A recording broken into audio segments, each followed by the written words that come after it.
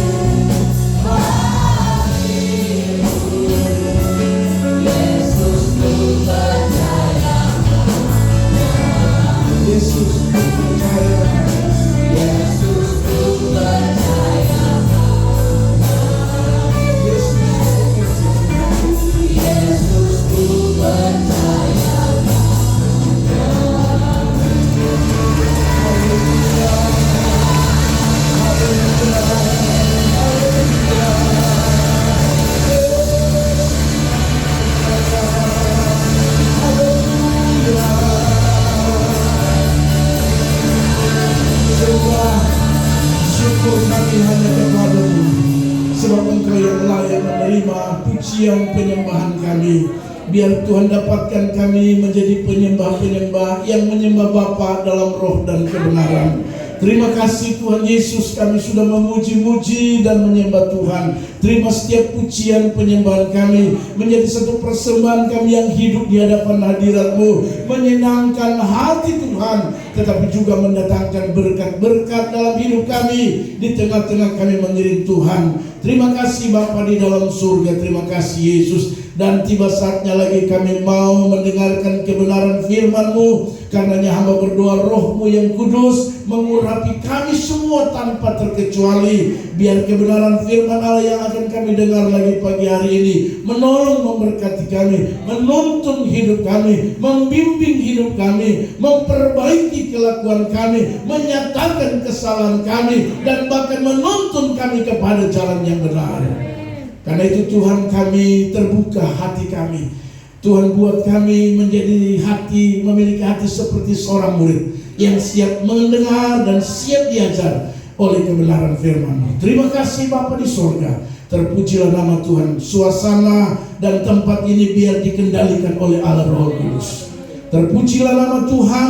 Dalam nama Yesus kami berdoa dan siap dengar firman Tuhan. Haleluya. Amin. Silakan duduk kembali Bapak Ibu Saudara yang Tuhan Yesus kasihi. Haleluya. Puji Tuhan, kita bersyukur lagi kepada Tuhan sebab Tuhan itu baik. Amin saudara. Saudara merasa bahwa Tuhan baik? Amin. Haleluya. Saya pastikan ya bahwa Tuhan kita Tuhan yang baik, Tuhan yang tidak pernah meninggalkan saudara dan saya, Tuhan yang senantiasa peduli serta selalu setia menolong hidup saudara dan saya. Haleluya. Puji Tuhan saudara. Minggu kemarin kita sudah dengar kebenaran firman Tuhan ya.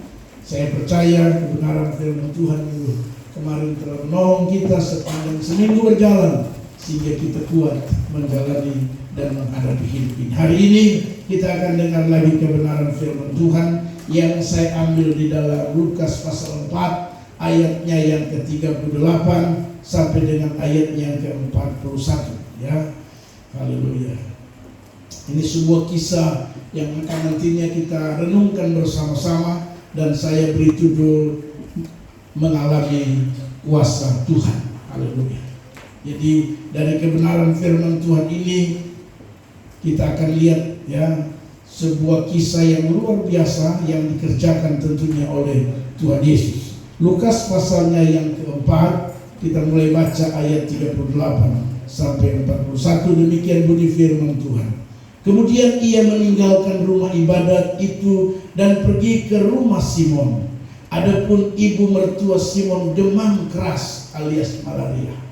Ya, kira-kira begitu ya.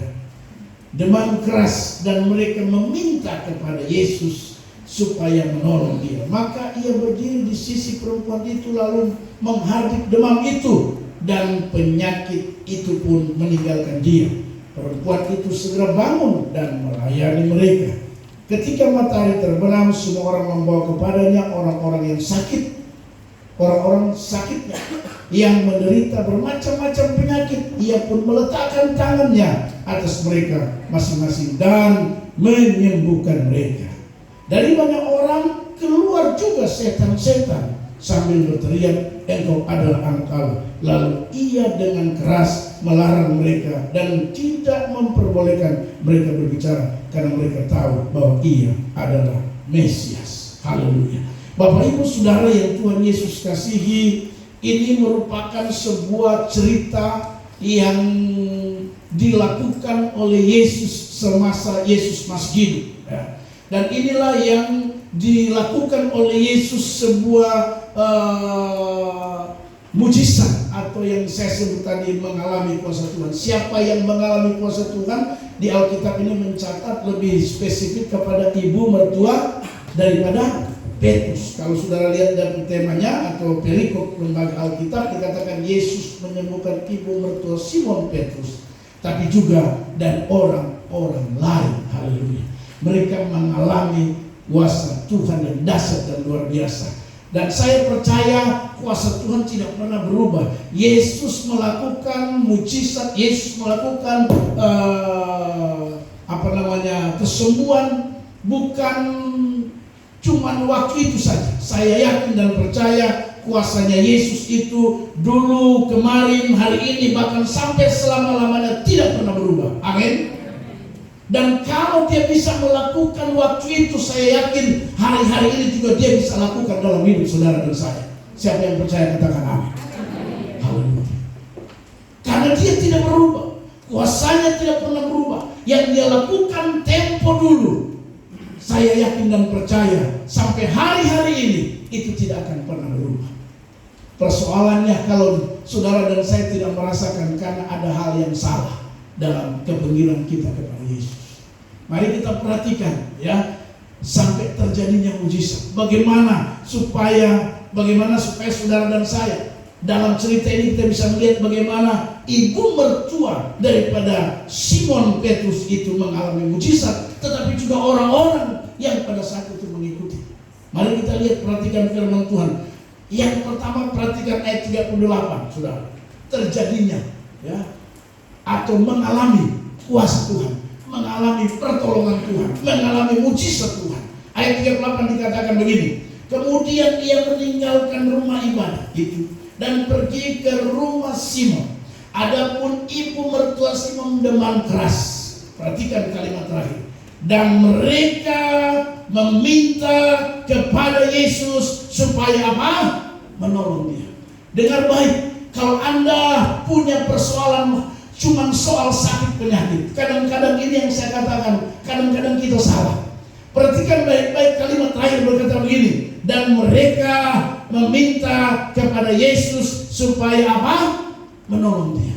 Kalau saudara mau alami kuasa Tuhan, yang pertama perhatikan, jangan cari dokter dulu, jangan cari rumah sakit dulu, jangan cari orang pintar dulu, jangan cari dukun-dukun dulu. Tapi kalau saudara perhatikan sini katakan mereka datang kepada Yesus. Datang mencari Yesus dalam membawa pergumulan saudara itu langkah paling tepat. Tapi terkadang kita sakit demam, pertama yang kita lakukan bukan cari Yesus, puskesmas. Haleluya. Begitu kita kena sakit, yang ada dalam pikiran kita dokter praktek. Betul nggak? Haleluya. Cuma demam, makan tidak bisa makan. Di dalam otak kita bukan datang. Perhatikan, mereka meminta kepada siapa? Yesus. Yesus itu harus number one waktu Anda mengalami kesulitan, waktu Anda mengalami penderitaan. Dengar baik, Yesus nomor satu. Yang lain bukan salah. Apalagi kalau saudara cari orang pintar, dukun-dukun. Kalau Anda cari orang pintar, dukun-dukun, dengar baik, dia bisa lakukan pertolongan, dia bisa lakukan jalan keluar. Tapi itu sifatnya transaksional. Nah, kalau kau minta kesembuhan dari orang pintar, dukun-dukun, paling tidak kau harus bawa dia minta ayam hitam dari kaki sampai kepala. Pokoknya jangan ada warna lain. Atau sebaliknya ya. Tapi kalau sudah datang pada Yesus, perhatikan ibu mertua Yesus, yang mereka lakukan bukan pergi cari kita ini seringkali sudah terobsesi mentang-mentang pemerintah ini bikin keputusan bagus, ada BPJS, jadi kalau masuk rumah sakit itu gratis. Haleluya. Pergi periksa sudah gratis, apalagi kalau ada kartu Indonesia Sehat. Wah, kepala sakit saja langsung. Mana ada memikir Yesus? Makanya saya mau beritahu buat kita, kadang-kadang kita sakit, sembuh, sebentar lagi sakit, sembuh, 2 bulan lagi sakit, sembuh, kadang-kadang enggak, 1 bulan bisa 3-4 kali balik itu sakit. Karena yang ada di kota kita ada KIS. Kalau pegawai ada BPJS. Kalau kerja di perusahaan ada BPJS Ketenagakerjaan. Haleluya. Tapi kalau saudara mau alami kuasa Tuhan yang luar biasa, yang pertama, Alkitab berkata, mereka meminta kepada Yesus supaya menolong dia. Jadi kalau sakit, saya ini puji Tuhan, sudah 52 tahun, baru sekali masuk rumah sakit. Bukan berarti saya tidak pernah sakit. Saya sering sakit. Tapi number one, Yesus. Amin. Ada yang suka sering masuk rumah sakit. Sorry. Apa rumah sakit? Saya mau kasih tahu, tidak salah. Saya setuju. Ke dokter saya setuju.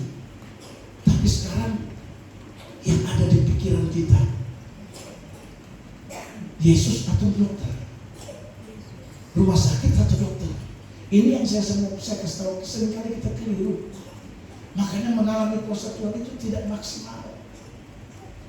Saya berani katakan 52 tahun saya umur ini, tapi saya baru 1 kali masuk rumah sakit. Itu pun masuk rumah sakit, masuk pagi, keluar pagi. Haleluya. Masuk pagi, keluar pagi.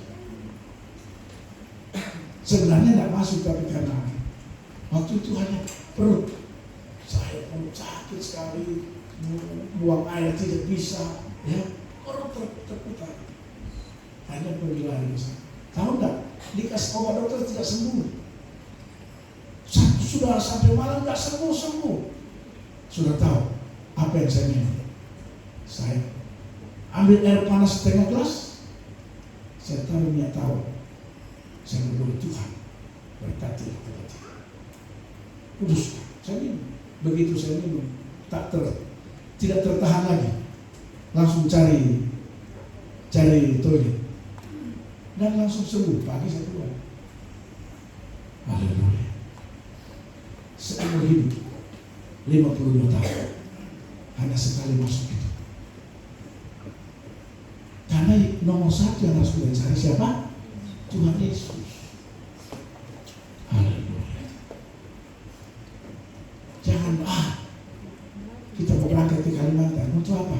Cari kesembuhan di Kalimantan. Siapa? Pendeta Andi Simon. Andi Simon tidak menyembuhkan. Amin.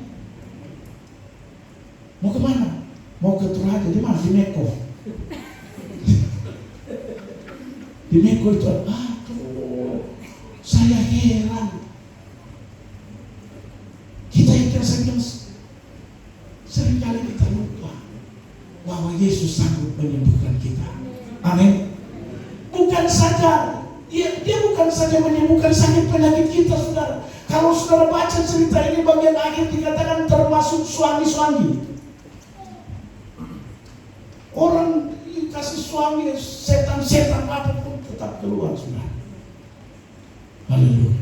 Makanya yang pertama, dengar baik dari cerita ini, dengar saya mau beritahu. Yang pertama, kalau kita mau mengalami kuasa Tuhan, mau mengalami pertolongan Tuhan, mau mengalami mujizat Tuhan dalam hidup ini, apapun persoalan ini, yang pertama kita harus datang pada Yesus. Karena dialah yang sanggup dan mampu memberikan pertolongan dalam hidup saudara dan saya. Amin. Jadi mulai sekarang berubah. Bukan berubah, bertobat. Kalau saudara sakit, cuma sakit mah saja. Kenapa sakit mah tiba-tiba sudah di rumah sakit? Ini satu botol besok keluar. Aduh, saya dalam hati ya betul gratis. Tapi jangan cuma itu saja langsung kita. Kecuali sudah parah betul, sudah memang tidak bisa. Jadi kita seringkali tidak memprioritaskan Tuhan dalam hidup ini, tidak membuat Tuhan itu nomor 1 dalam hidup ini. Ya, makanya hati-hati saudara, ya, hati-hati. Hari-hari ini terlalu banyak pelajaran firman Tuhan lewat media sosial. Semua media, apalagi media sosial, yang kadang-kadang kalau kita tidak jeli, ya, kita tidak bertumbuh dan berakal di gereja lokal, maka kita bisa terpengaruh. Yang pasti Tuhan itu nomor satu. Kita sempat dengar ada di media sosial dan Tuhan itu nomor, pernah dengar? Tuhan nomor berapa? Masih mending 25 kah? Haleluya. Ini bahaya. Kalau saya kasih contoh buat saudara soal prioritas, ya, itu tidak bisa keliru. Prioritas pertama itu Allah, Tuhan. Ya. Kalau dibuat contoh kotak, maka kotak paling besar itu yaitu Allah. Baru kotak lebih kecil lagi itu prioritas itu keluarga. Keluarga di sini suami, istri, anak-anak. Baru kotak berikut itu pelayanan. Lebih kecil lagi.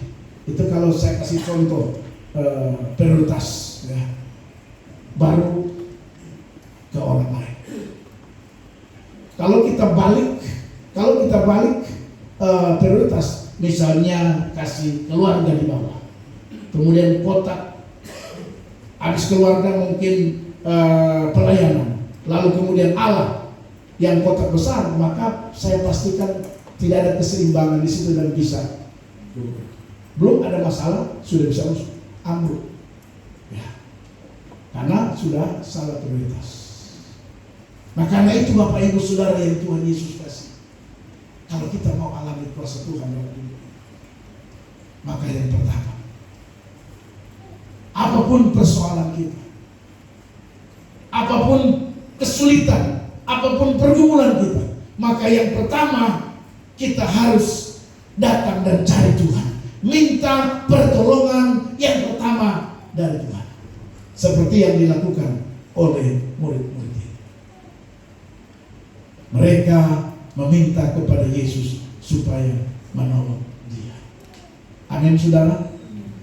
Jadi kalau ada masalah, ada persoalan, sakit penyakit kan, yang pertama cari Tuhan dulu.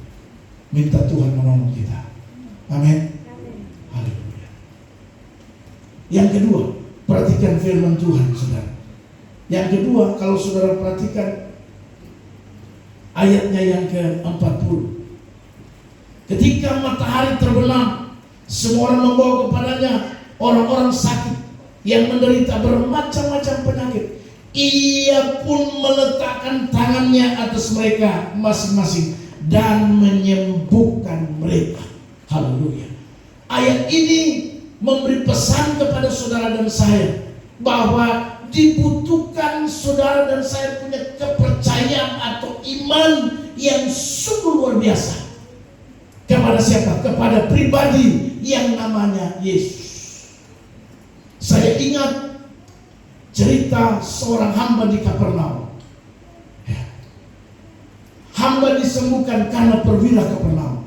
Saudara tahu, waktu perwira itu bicara kepada suruhannya kepada Yesus. Yesus berkata begini, sesungguhnya aku belum pernah menemukan iman sebesar ini kepada orang Israel. Makanya hambanya disembuhkan. Tuhan Yesus sendiri bicara, sesungguhnya aku belum pernah menemukan iman sebesar ini. Itu yang dimaksudkan oleh ayat 40. Pada saat Yesus meletakkan tangannya atas mereka masing-masing dan menyembuhkan mereka. Poin kedua yang saya mau beritahu, selain kita datang pada Yesus, tapi yang kedua juga kita harus punya iman, keyakinan, percaya bahwa Yesus sanggup menyembuhkan semua penyakit kita. Datang pada Yesus tidak berarti dia punya iman. Banyak orang datang gereja, tapi belum semua orang yang masuk gereja punya iman yang sama. Haleluya. Jadi langkah kedua kalau mau alami kuasa Tuhan, harus punya iman yang luar biasa. Iman yang besar. Iman yang meyakini bahwa Yesus meletakkan tangan pasti kita disembuhkan. Amin. Kita karena terpengaruh dengan berkat, kadang terpengaruh dengan banyaknya uang, terpengaruh dengan kadang kita sudah tidak punya iman. Karena ada uang, sakit, dok, saya kepala sakit, mata merah. Karena ada uang. Haleluya. Orang kalau ada uang, waduh. Padahal dengan baik saya beritahu, penyakit kalau dia datang dalam hidup saudara saya, ya, kok punya uang biar banyak, habis pun belum tentu sembuh. Percaya saya ngomong. Cerita firman Tuhan, perempuan pendarahan selama berapa puluh tahun, dia sudah menghabiskan semua harta bendanya, sudah tidak ada uang. Bahkan semua dia datangi. Siapa yang dia belum datang? Dengan mengandalkan uang. Tapi juga Alkitab bilang dia tidak sembuh. Haleluya. Cuma Tuhan Yesus yang bisa sembuhkan. Amin. Rumah tangga keluarga kita, yang bisa menyembuhkan rumah tangga keluarga kita cuma Yesus. Kalau kau mau istrimu berubah, suamimu berubah, tunjukkanlah perubahan itu dari dirimu sendiri. Jangan tunggu dari suami, jangan tunggu dari istri. Amin. Perubahan itu bukan menunggu orang lain. Aduh, saya mau supaya saya punya suami ini dia bisa berubah. Tapi kok tidak berubah? Tidak bisa. Perubahan itu harus dari diri sendiri. Haleluya. Jadi Bapak Ibu Saudara yang Tuhan Yesus Kristus, yang kedua yang saya temukan kebenaran firman Tuhan untuk alami kuasa Tuhan. Dan saya percaya semua kita mau mengalami kuasa Tuhan. Tidak ada yang tidak mau, termasuk diri saya. Saya karena terlalu banyak mengalami kuasa Tuhan. Haleluya. Jadi saya sudah terobsesi untuk terus mau dan mau untuk mengalami kuasa Tuhan. Karena kuasa Tuhan itu luar biasa. Dia bisa buat kita terheran-heran. Amin. Dan memang Injil Lukas bicara begitu. Orang yang mengalami kuasa Tuhan akan terheran. Mau terheran-heran mengalami kuasa Tuhan. Amin. Amin. Yang kedua, kita harus punya iman. Iman ini penting sekali. Dalam Ibrani 11 ayat pertama dijelaskan soal iman. Iman itu adalah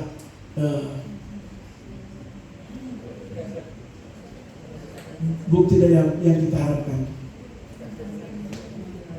dasar dari yang kita harapkan, dan bukti dari apa yang belum kita lihat. Itu iman. Kita kalau sudah lihat uang banyak baru beriman terlambat. Tuhan sudah jadi rumah, sudah jadi usaha, sudah jadi semua baru beriman. Ya, itu bukan iman. Iman itu belum ada. Belum kita lihat itu sudah beriman. Amin. Saya 5 tahun, 6 tahun lalu saya beriman Tuhan. Bisakah Tuhan saya dapat mobil Fortuner? 5-6 tahun lalu saya beriman Tuhan tolong. Dan puji Tuhan, itu orang iman. Belum lihat gedung gereja kita sementara dibangun, ini semua cuma dari iman. Haleluya. Tanggal 8, tanggal 10 pekerjaan tutupkan, mulai dikerjakan. Cuma dari iman. Cuma saya percaya, saya terlalu yakin. Haleluya. Saya ingat cerita tentang Tuhan Yesus kasih makan 5.000 orang. Itu begini. Ini salah satu kunci kalau kita mau melihat berkat dalam hidup ini. Itu waktu Tuhan Yesus kasih makan 5.000 orang. Saya mau tanya, apakah waktu Tuhan berdoa itu roti dan ikan jadi ikan paus? Roti jadi roti sebesar gereja ini? Kan anak bawa 2 ikan 5 roti ya? Jangan dibalik. Ada yang bilang 2 roti 5 ikan. Saking cepat-cepatnya dia bilang, saudara, 2 roti 5 ikan. Salah. Yang benar itu 2 ikan 5 roti. Kecil-kecil kan? Waktu Tuhan Yesus berdoa, angkat, aku mengucap syukur. Sudah tahu jadi besar kan? Mujizat itu terjadi pada saat apa? Pada saat dibagi. Dengan saya memberitahu, kalau Anda mau alami kuasa Tuhan, harus berbagi, baru mujizat itu terjadi. Tapi kalau kau kasih, setakat, pelit untuk diri sendiri, saya tidak mau, tidak bisa. Mujizat tidak akan terjadi. Tuhan Yesus berdoa, aku mengucap syukur buat 5 roti dan 2 ikan. Baru ikan kecil. Untuk 5.000 orang makan. Dan Tuhan Yesus bagikan. Begitu banyak lagi. Tidak habis-habis. Jadi mujizat terjadi pada saat bilang diri kamu, mujizat terjadi saat kita berbagi.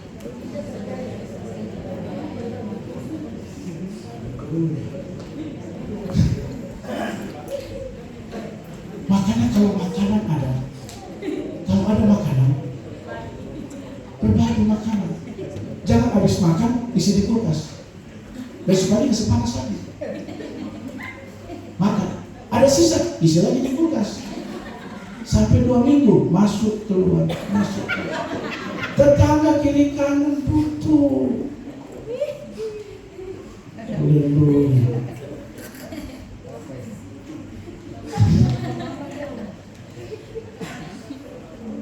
Saya berpikir, kapan mujizat itu terjadi? Waktu Yesus kasih makan orang. Apakah ikan jadi besar? Karena 2 kalau jadi paus juga lumayan. Artinya tiba-tiba dia berdoa dan ikan 2 itu jadi ikan paus. Ya mampulah kasih makan 5.000 orang. Roti tiba-tiba jadi besar. Gereja ini, ya jangankan 5, 1 pun mungkin bisa 5.000. Tapi saya pelajari, ternyata mujizat terjadi pada saat roti dan ikan itu dibagi. Memang Alkitab itu luar biasa, lebih besar berkat memberi daripada. Karena itu saudara-saudara yang telah berbagi untuk pembangunan, saya pastikan Anda akan melihat mujizat yang luar biasa. Saya ngomong, saya bukan sekedar ngomong, saya lakukan dan saya alami. Ada kan orang ngomong aja, haleluya. Tapi yang saya lakukan, itu yang saya alami, itu yang saya katakan dan saya sampaikan. Haleluya. Itu luar biasa. Jadi Bapak Ibu Saudara yang Tuhan Yesus kasih, kembali yang kedua, untuk alami kuasa Tuhan, memang harus punya iman. Datang pada Yesus tidak cukup, tidak sampai di situ saudara. Saudara rajin gereja itu tidak cukup. Saudara jadi pelayan, jadi majelis tidak cukup. Haleluya. Tapi harus ke level selanjutnya, yaitu punya iman yang besar. Amin. Yang ketiga, sekaligus yang terakhir, ayatnya yang ke-41. Perhatikan, dari banyak orang keluar juga setan-setan. Bukan cuma sakit penyakit, setan-setan. Ya, sekarang banyak orang tidak kemasukan setan, tapi kelakuannya seperti haleluya. Istri tidak kemasukan setan, tapi dia pemulut seperti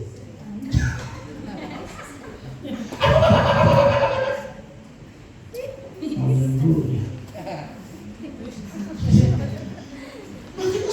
Makanya Salomo tulis dalam Amsal, lebih baik tinggal di suatu rumah daripada tinggal dengan istri yang cemil. Tapi sini tidak ada. Haleluya.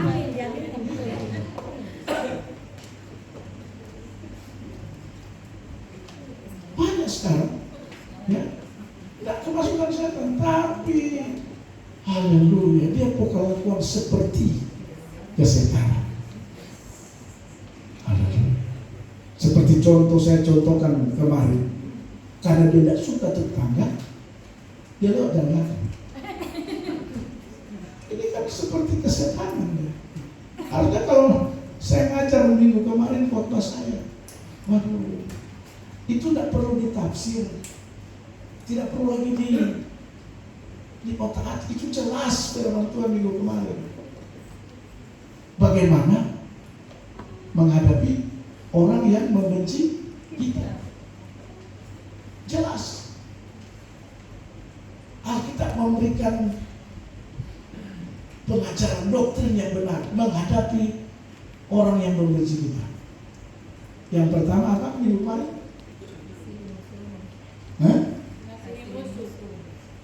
Kita harus kasih dan berbuat.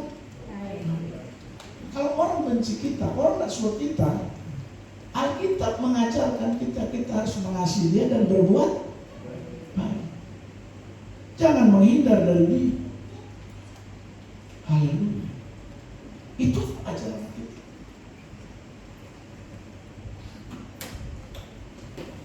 Kita tidak boleh seperti itu, saudara. Ya.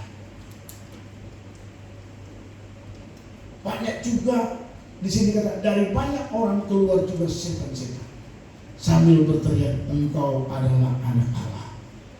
Dengar baik, ini poin ketiga yang saya mau beritahu. Lalu Yesus dengan keras melarang mereka dan tidak memperbolehkan mereka berbicara. Saudara dengar baik, Yesus saja tahu ini jebakan. Setan sebenarnya mau jebak Yesus di sini. Kalau saudara perhatikan baik-baik, ini jebakan. Makanya Yesus larang mereka, tidak boleh. Kan mereka berteriak, dia anak Allah, dia anak Allah. Yesus tahu ini jebakan. Sebagai manusia 100%, kalau disanjung bisa jadi apa? Jadi tinggi hati. Jadi yang bayangkan semua penyakit sembuh, setan-setan keluar, dan bayangkan setan menjebak dia. Anak Allah. Tapi Yesus dia larang, jangan ngomong itu. Dia tahu bahwa dia sedang dijebak untuk menjadi seorang yang. Makanya yang ketiga, kalau kita mau alami kuasa Tuhan, jangan jadi orang yang sombong, angkuh. Haleluya. Kalau kau mau alami kuasa Tuhan, mau mengalami mujizat Tuhan, tidak usah jadi orang yang sombong, yang angkuh. Kalau kau diberkati hari-hari dengan baik, itu cuma titipan Tuhan sama saudara. Tuhan hanya memberikan titipan. Silakan Anda kelola. Kapasitas kita berbeda.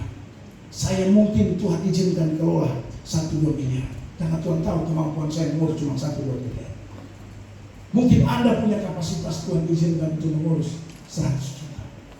Ada yang punya kapasitas hanya mengurus puluhan juta. Tapi semua itu titipan. Amin. Jangan sampai kita jadi sombong dengan berkat itu. Kita dikasih Tuhan untuk mengelola dengan baik. Jangan jadi angkuh dengan kepercayaan. Ini luar biasa, setan-setan eluk-elukan dia. Tapi kenapa Tuhan larang? Kenapa Yesus percaya?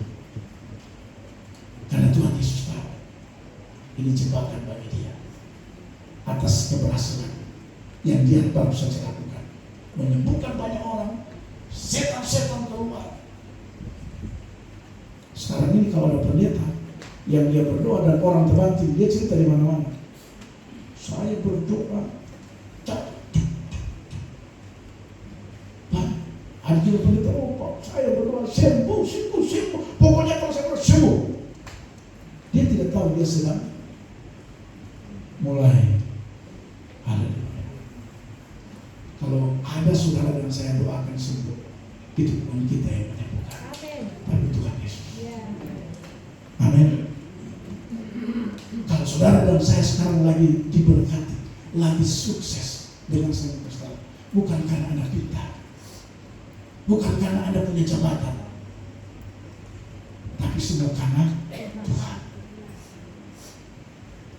Amsal pernah bilang bahwa berkat Tuhan yang menjadikan kita kaya, bukan hasil. Haleluya. Jadi Tuhan yang membuat semua. Makanya yang ketiga, itu mengalami kuasa Tuhan. Mari belajar rendah hati. Amin, saudara. Mau rendah hati, amin. Tidak sombong, amin.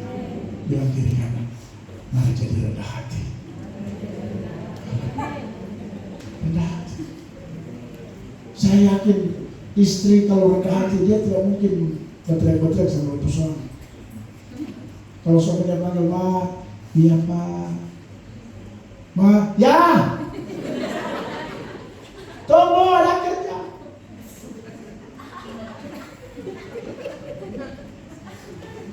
Apalagi kalau istri dia kerja, kepala bidang, kepala bagian, kepala kantor, oleh kepala-kepala.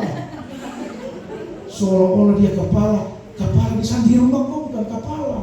Di rumah itu ada kepala. Namanya kepala rumah tangga. Jangan mentang-mentang kepala di kantor, sampai di rumah mau jadi kepala. Itu salah prioritas. Itu kembali lagi salah prioritas. Bisa hancur, ambruk nanti. Makanya harus prioritas itu harus jelas dan benar. Dalam rumah tangga, siapa prioritas? Kepala rumah tangga. Baru mama, baru anak-anak. Begitu. Kalau diatur, dimanage dengan cara yang benar dan aturan yang tepat, saya terlalu percaya, maka semua akan baik-baik saja. Amin. Haleluya. Karena itu sekali lagi, yang terakhir, mari kita menjadi orang yang rendah hati. Ya. Ingat, keberhasilan Yesus menyembuhkan banyak orang, ibu mertua dan orang lain. Keberhasilan dia mengusir setan-setan tidak serta-merta menjadikan dia ketika dielulukan dibilang dia anak Allah, ya, tidak serta-merta dia langsung jadi orang yang tidak. Malah justru dia bilang, dia jangan ngomong. Itu orang lain baru punya mobil satu saja, bukan orang yang cerita lagi, yang bercerita kiri kanan. Baru beli baju online saja, dia cerita kiri kanan. Ini saya beli, harganya ini branded ini.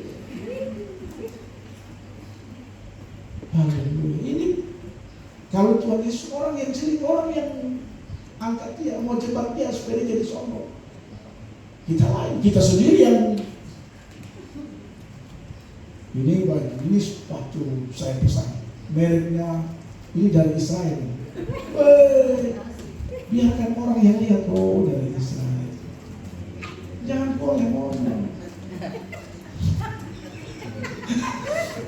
Hilang saya. Nah, tapi mudah-mudahan tidak ada di sini. Saya simpulkan firman Tuhan di pagi hari ini. Alami kuasa Tuhan. Kalau kita mau, ada tiga. Yang pertama, harus datang pada Yesus. Apapun persoalan kita, sakit, penderitaan, kesulitan, pergumulan, nomor one, harus datang pada Yesus. Minta pertolongan pada Yesus. Haleluya. Yang kedua, kita harus punya iman yang besar. Untuk apa rajin gereja kalau tanpa iman? Nggak berani. Iman itu identik dengan keberanian. Nah, mengalami kuasa Tuhan harus berani. Salah satu cara mujizat Tuhan terjadi itu pada saat kita bagikan berkat yang Tuhan percayakan pada kita. Haleluya. Dan yang ketiga, kita harus berendah hati. Haleluya. Jangan sampai kapasitas yang Tuhan percayakan kepada Anda membuat Anda menjadi tinggi hati. Haleluya. Ya. Jangan sampai. Dulu pendapatan masih kurang, Anda rendah hati. Orang bicara, ya. Orang ngomong, enggak. Begitu kapasitas naik. Begitu berkat mulai besar. Orang ngomong, salah itu. Itu tidak benar. Yang benar itu begitu. Sadar. Jangan. Kita harus rendah hati. Saya percaya, itu yang saya alami. Itu yang saya laksanakan dan saya lakukan. Karenanya, saya jujur, saya banyak mengalami kuasa Tuhan. Dan biarlah kuasa Tuhan ini kita semua bisa alami. Amin. Tuhan Yesus memberkati kita semua. Amin buat firman Tuhan. Haleluya. Mari kita tunduk kepala pemain musik. Mari maju ke depan. Kita mengucap syukur kepada Tuhan. Saya percaya kita semua mengalami kuasa Tuhan.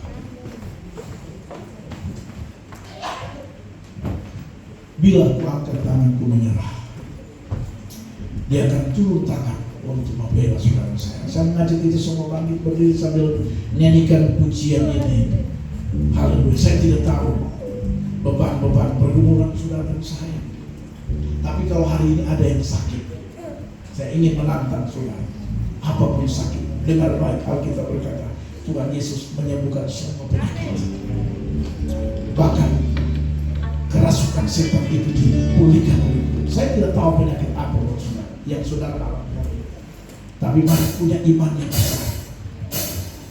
Rajin ke gereja tidak cukup, tapi kita punya iman yang besar.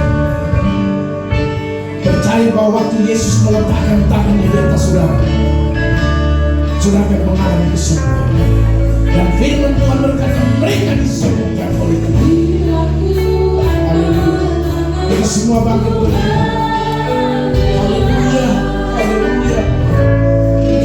Tuhan kami mau mengalami kuasa. Kami tidak mau hanya sekedar mendengar dan mendengar.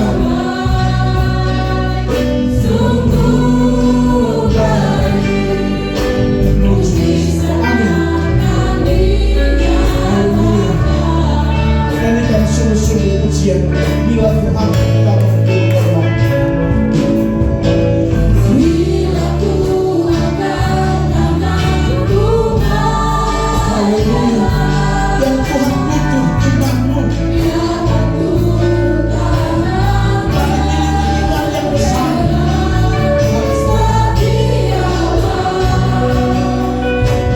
Percaya bahwa tangan Tuhan yang berkuasa itu.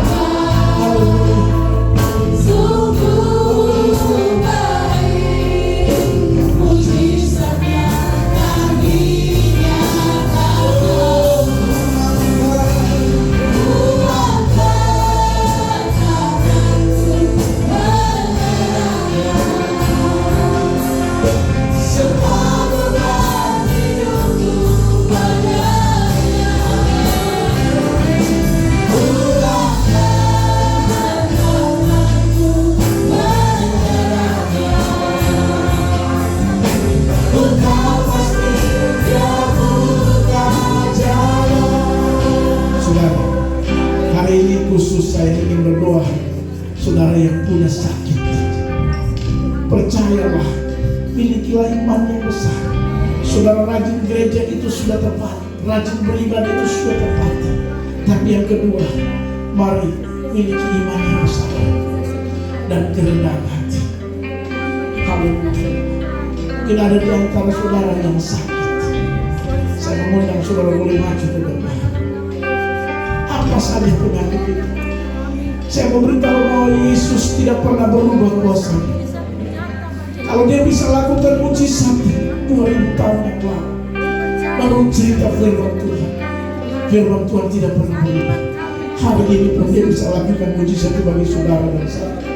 Asalkan saudara beriman dengan iman sungguh-sungguh, percaya sungguh-sungguh. Haleluya. Mari bisa maju ke depan.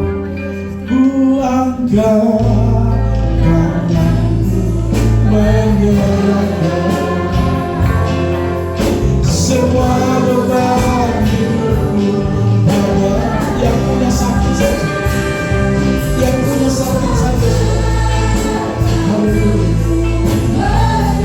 Dan bagi saudara-saudara yang sedang mengalami sakit, haleluya. Dan iman kita Yesus bisa menyembuhkan.